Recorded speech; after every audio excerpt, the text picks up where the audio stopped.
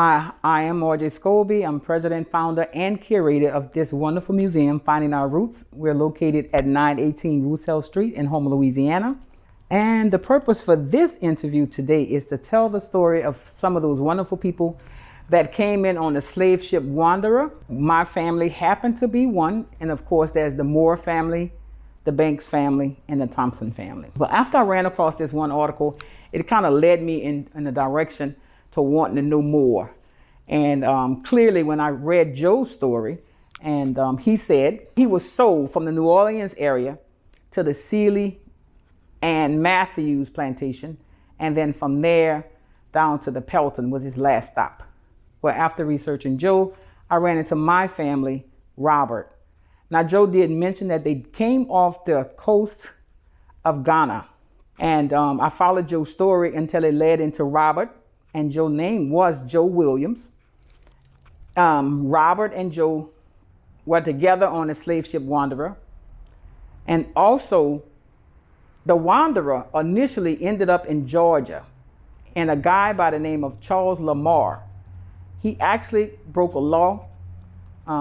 It was written that they wasn't permitted to go into Africa and to buy any more slaves. Well, of course, in 1857, he took it upon himself to purchase a ship called the slave ship Wanderer. And matter of fact, this is the exhibit that we're working on. We're working with the Wanderer, the Cora, and the Erie. And so the Wanderer was taken out and it was captured on its way in to America, and was brought into the harbor in New York. They said they would prosecute him. He went to court. They actually got the president at the time involved, the Secretary of State. All these people got involved into that case. But of course, he wasn't prosecuted. The last 40 slaves, because they said he bought in 130, but the last 40, they allowed him to take. And they are the ones that ended up here in Terrebonne, St. Mary, and also the Red River Parish. Now, the one good thing or interesting thing about that sale is not only finding Robert and the other people, but when I read those that went into the Red River Parish, they ended up on a plantation that was owned by a guy named Meredith Calhoun. Well, many times we heard the story, and if not, I'll tell you. There's a story, it's called Uncle Tom's Cabin. Harriet Beecham Stowe was known for writing that story. And of course, she got a little backlash. They told her that she was the woman that started the war. That was one thing Abe Lincoln said to her. She sold millions of copies here in America and along in England and other places. But Harriet wrote about a guy, initially was written in the book, it says legs, or saying that this was the guy that was a cruel slave owner. Well, after researching Harriet information and trying to find out what happened in Red River Parish, Harriet was interviewed, and she said, no, she used the word leg. So I'm assuming not to put this guy in the spotlight, but actually it was Meredith Calhoun. So Harriet Beecham Stowe actually wrote about a slave owner here in Louisiana from the Red River Parish. She wrote about his cruelty to the people and how he beat his slaves. And so I knew some of those slaves was brought down from the slave ship Wanderer to Red River Parish to this guy Calhoun. So now I'm interested because there's nowhere in the country anybody mentioned a list of those slaves.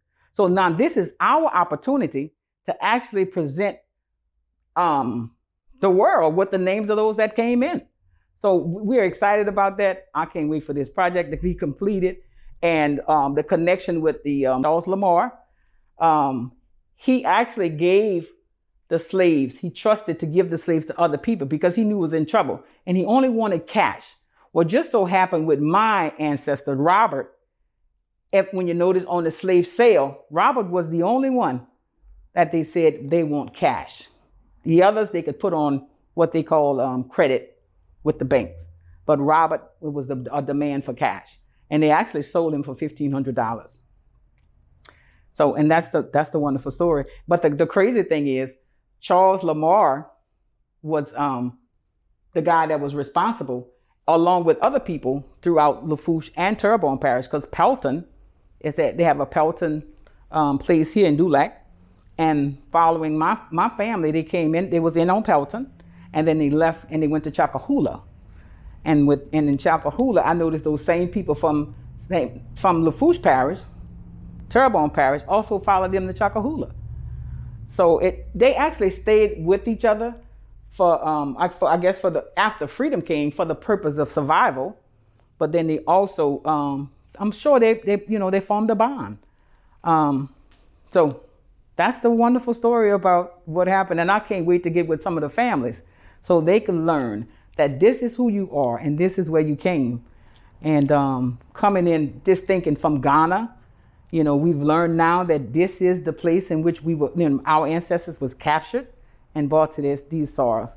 So that's why we also collecting the soils, because it's the story we're going to tell. It's not only going to have the soils, but we're going to have the list of the slaves and also the slave owners. So, and Clotilda was one of the slave ships that actually brought in. They said Clotilda was one of the last, but I found several. I found the Nightingale, the Clotilda, the Erie, the Cora, and of course the Wanderer.